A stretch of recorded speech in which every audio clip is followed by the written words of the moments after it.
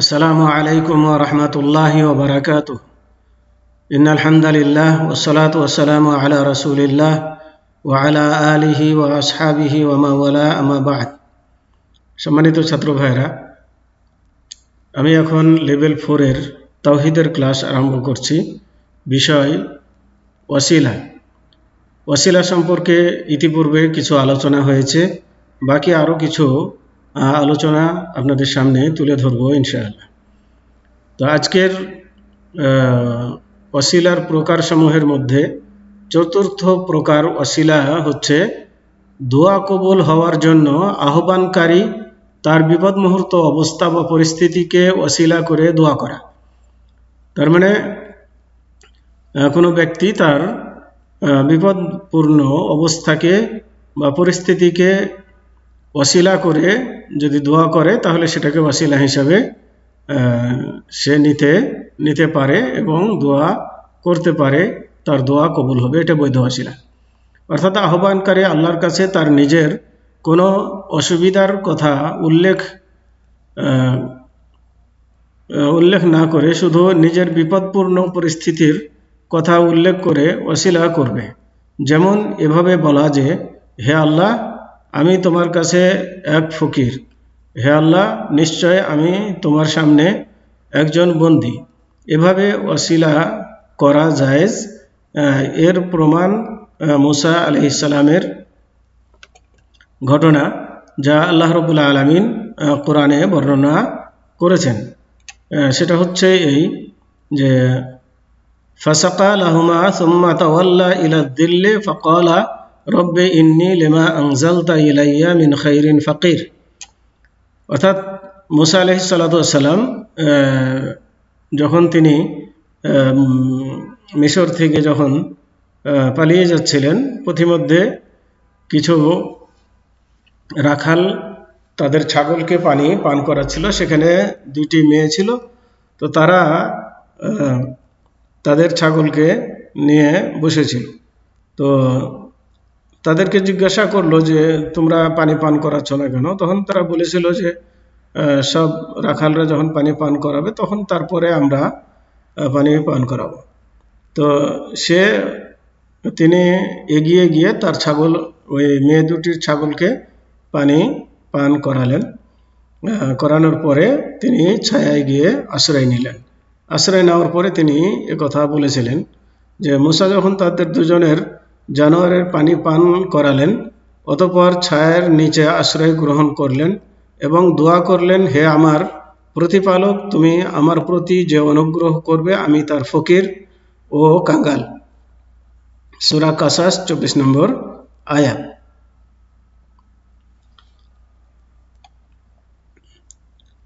তো মুসা আলাইহিস সালাতু ওয়াস সালাম তার নির্দিষ্ট কোনো অসুবিধার কথা উল্লেখ করেননি। উল্লেখিত আয়াত থেকে প্রমাণ হলো যে, দোয়াকারী তার দোয়ার সময় নিজের দুরবস্থাকে দোয়া কবুলের জন্য ওয়াসিলা হিসাবে গ্রহণ করতে পারেন। কেননা কোনো মানুষের কাছে নিজের অসহায় অবস্থার কথা উল্লেখ করে অনুগ্রহ ও অনুভূতি পেয়ে থাকে। তো বিশেষত মানুষ যখন মহিমান্বিত পরম করুণাময়ের আল্লাহর সামনে নিজের অসহায় অবস্থাকে ওয়াসিলা হিসাবে গ্রহণ করবে, তখন তার কাছে থেকে অবশ্যই রহমত ও অনুগ্রহ ও সহানুভূতি পাবে। তো এটা গেল একটি ওয়াসিলা। পঞ্চম প্রকার ওয়াসিলা হচ্ছে যে, তার মানে এখান থেকে আমরা বুঝলাম যে নিজের দুরবস্থাকে ওয়াসিলা করা জায়েজ। পঞ্চম প্রকার ওয়াসিলা হচ্ছে এমন কোনো ব্যক্তি, যে ব্যক্তির দোয়া আল্লাহর কাছে কবুলের আশা করা যায়, তার দোয়াকে ওয়াসিলা করা। মানে যে কোনো ভালো মানুষ যার দোয়াকে ওয়াসিলা, যার দোয়া কবুল হওয়ার আশা করা যায়, এমন ব্যক্তির কাছে গিয়ে দোয়া চাওয়া এবং তার দোয়াকে ওয়াসিলা করা, এটি জায়েজ। তো ওই জীবিত নেক ব্যক্তির, এক কথাই যদি আমরা বলি তাহলে এই কথা বলতে হয় যে জীবিত নেক ব্যক্তির দোয়াকে ওয়াসিলা করা। তো এ প্রকার ওয়াসিলার প্রমাণ সহিহ মুসলিমের হাদিসে উল্লেখ পাওয়া যায়, নবী করিম সাল্লাল্লাহু আলাইহি ওয়াসাল্লাম একদিন লোকদেরকে জুমার দিনে খুতবা দিচ্ছিলেন। এমতো অবস্থায় এক ব্যক্তি মসজিদে প্রবেশ করলো। লোকটি আল্লাহর রাসূলের দিকে মুখামুখি হয়ে দাঁড়িয়ে বলল, হে আল্লাহর রাসূল, বৃষ্টির অভাবে ধন সম্পদ নষ্ট হয়ে গেল এবং রাস্তাঘাট বিচ্ছিন্ন হয়ে গেল। আপনি আল্লাহর কাছে দোয়া করুন যেন তিনি আমাদেরকে বৃষ্টি দেন। একথা বলার পরে আল্লাহর রাসূল তার দুহাত তুলে দোয়া করলেন।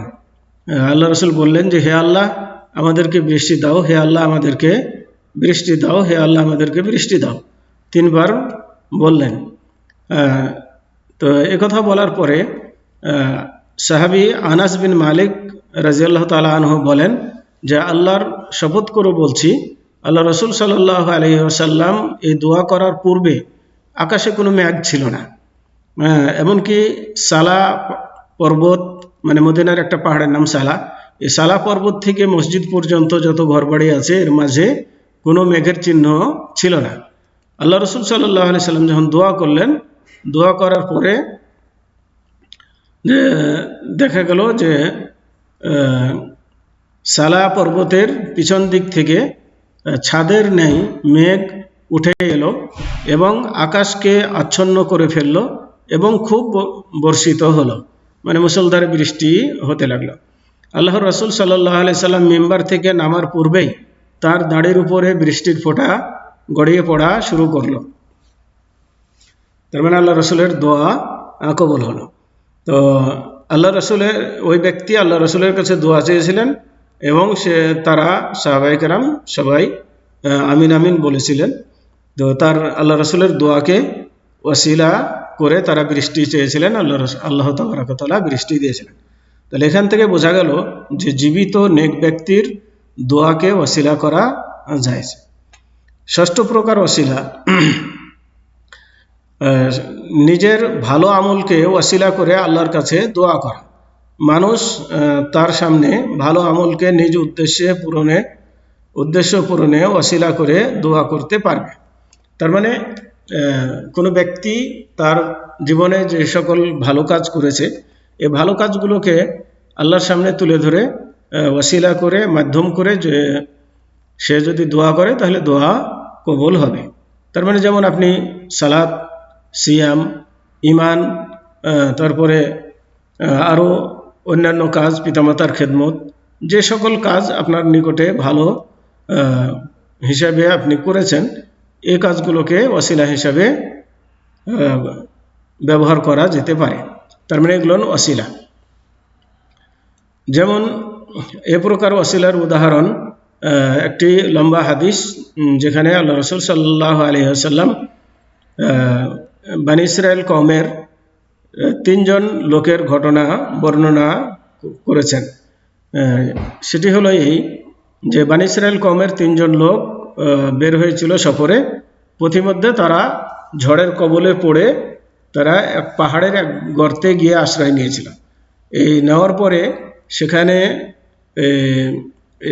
গুহার মুখে একটা বড় পাথর এসে গুহার মুখ বন্ধ হয়ে যায়, যার ফলে তারা বের হতে পারছিল না এবং পাথরও সরাতে পারছিল না। তখন তারা নিজেরা বলাবলি করলো যে তোমাদের যার যার ভালো আমল আছে, তোমরা ভালো আমলকে ওসিলা করে আল্লাহ রাব্বুল আলামিনের কাছে এখান থেকে মুক্তি কামনা করো, আল্লাহ চাইলে এখান থেকে আমাদেরকে মুক্তি দিতে পারে। তখন 3 জনের মধ্যে একজন বলল যে, হে আল্লাহ, তুমি নিশ্চয় জানো আমার বৃদ্ধ পিতামাতা ছিল। আমি প্রতি সন্ধ্যায় ছাগলের দুগ্ধ দহন করে প্রথমে আমার পিতামাতাকে পান করাতাম, তারপরে আমরা পান করতাম। এই নিয়মের কোনো ব্যতিক্রম কোনোদিন করিনি। তার মানে ছাগল চড়িয়ে এসে আগে ছাগলের দুধ দহন করে আগে পিতামাতাকে পান করাতাম, তারপরে আমরা নিজেরা পান করতাম। তো একদিন ছাগল চড়াতে অনেক দূরে চলে গিয়েছিলাম, সেখান থেকে আসতে দেরি হওয়ায় এসে ছাগলের দুগ্ধ দহন করে পিতামাতার কাছে যখন আসি তখন দেখি যে তারা ঘুমিয়ে পড়েছে। তো যার ফলে এখন তাদেরকে ঘুম থেকে জাগানোটাও আমি সমীচীন মনে করিনি, যে তাদের আরামের ঘুম ভেঙে গেলে হয়তো কষ্ট হবে। আর এদিকে আমার সন্তানরাও দুধ পান করার জন্য কান্নাকাটি করছিল, কিন্তু যেহেতু আমি আমার পিতামাতাকে অগ্রাধিকার দিতাম সবসময়, তাদেরকে না পান করিয়ে কাউকে পান করাতাম না, সে কারণে আমি তাদের সামনে দাঁড়িয়ে থাকলাম যে তারা যখন ঘুম থেকে জাগবে তখন তাদেরকে পান করাবো, তারপরে আমরা পান করব। তো দেখা গেল তারা তাদের ঘুম পূর্ণ করে যখন জাগলো তখন তাদেরকে পান করালাম, তারপরে আমাদের ছেলে মেয়েদেরকে পান করালাম, আমরা পান করলাম। এরপরে সে বলছে যে হে আল্লাহ, আমার এই কাজটি যদি তোমার কাছে ভালো লেগে থাকে তাহলে এই কাজের বিনিময়ে তুমি আমাদেরকে এখান থেকে মুক্তি দাও। তখন কথা বলার সাথে সাথে পাথর গুহার মুখ থেকে সামান্য সরে গেল, কিন্তু বের হওয়ার মতন এখনো পরিস্থিতি হয়নি। দ্বিতীয় ব্যক্তি বলল যে তার একটি চাচাতো বোন ছিল, তাকে সে প্রচণ্ড ভালোবাসত। সে তার চাচাতো বোনের সঙ্গে যৌন মিলনের আকাঙ্ক্ষা করত, কিন্তু মেয়েটি তাও অস্বীকার করে। কয়েক বছর পর মেয়েটি তার বিশেষ প্রয়োজনে তার চাচাতো ভাইয়ের নিকটে আর্থিক সহযোগিতার জন্য আসতে বাধ্য হলো। সে মেয়েটিকে তা দিয়ে দিল যাতে তার মনের আশা সে পূর্ণ করে। তো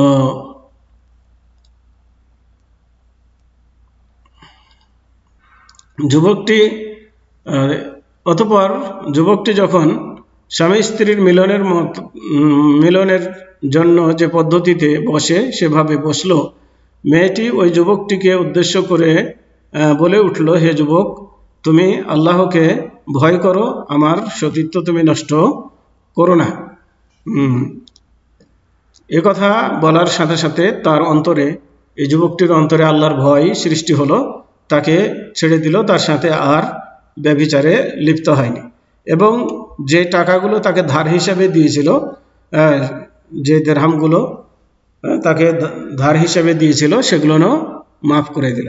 এখন এই যুবকটি বলছে যে হে আল্লাহ, সেই দিন যদি তোমার ভয়ে আমি এই ব্যভিচারের কাজ থেকে বিরত হয়ে থাকি, আর এই কাজটি যদি তোমার কাছে পছন্দ হয়ে থাকে, তাহলে আজকে এখান থেকে আমাদেরকে তার ওসিলাই মুক্তি দান করো। কথা বলার সাথে সাথে দেখা গেল যে পাথর আর একটু কিছু সরে গেল, কিন্তু এখনো তাদের বের হওয়ার মতন রাস্তা হয়নি।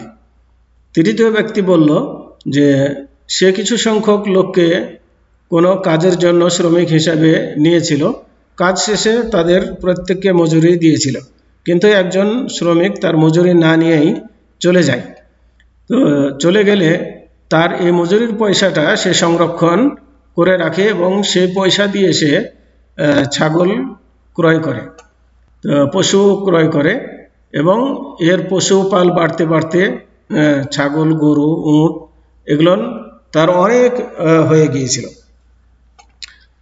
এরপরে তার রাখাল মানে দাস দাসীও হয়ে গিয়েছিল। অনেক হওয়ার পরে একদিন সে তার ওই মজুরির পয়সা নেওয়ার জন্য মালিকের কাছে আসে, এসে বলে যে আপনার কাছে একদিন কাজ করেছিলাম, মজুরি না নিয়ে আমি চলে গেছিলাম, তো মজুরির পয়সাটি আমাকে ফেরত দেন, আমাকে দেন। তখন ওই লোক বলেছিল যে তোমার সামনে যে উট, ছাগল ও গরুর পাল এবং দাস দাসী দেখছো, সবই তোমার, তুমি নিয়ে যাও, এগুলো সব তোমার পয়সা দিয়ে এগুলো করা। তখন সে বিশ্বাস করতে পারছিল না, যে সে মনে করছিল আমার সাথে হয়তো সে ঠাট্টা বিদ্রুপ করছে, তার পয়সা না নিয়ে গিয়েছিলাম আবার ফেরত এসেছি, এই জন্য সে হয়তো আমার সাথে ঠাট্টা করছে। তাই সে বলল যে আমার সাথে ঠাট্টা বিদ্রুপ করো না, আমার সামান্য পয়সা এটা দিয়ে দিলেই চলবে। তখন সে উত্তরে মালিক বলল যে আমি তোমার সঙ্গে ঠাট্টা বিদ্রুপ করছি না, উপহাস করছি না, বরং এটি সত্য, তোমার রেখে যাওয়া পয়সা দিয়ে আমি এই ছাগল ক্রয় করে সেখান থেকে বাড়তে বাড়তে এই পর্যায়ে এসেছে, অতএব সম্পূর্ণ মাল এগুলো তোমার, তুমি নিয়ে চলে যাও। তখন সে লোকটি তার সমস্ত জিনিস নিয়ে উট গরু যা ছিল সব নিয়ে এবং রাখাল টাখাল সহ সব নিয়ে চলে গেল।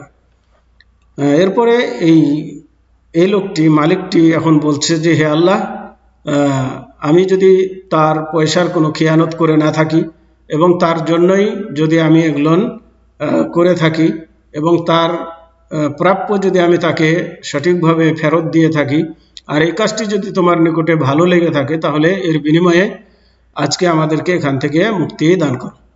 তো এভাবে সে ওসিলা করে সেখান থেকে মুক্তি চাইল, যার ফলে তাদের বের হওয়ার পথ, পাথর আরো কিছু সরে গেল, যার ফলে তাদের বের হওয়ার পথ হয়ে গেল, সেখান থেকে তারা বের হয়ে আসতে পারল। তো এই হাদিসটি প্রমাণ করছে যে এরা তিনজন নিজ নিজ সৎ আমলকে ওসিলা করে আল্লাহর কাছে দোয়া করেছিলেন, যার ফলে তাদের দোয়া কবুল হয়েছিল। অতএব নিজের সৎ আমলকে ওসিলা করা জায়েজ বা বৈধ।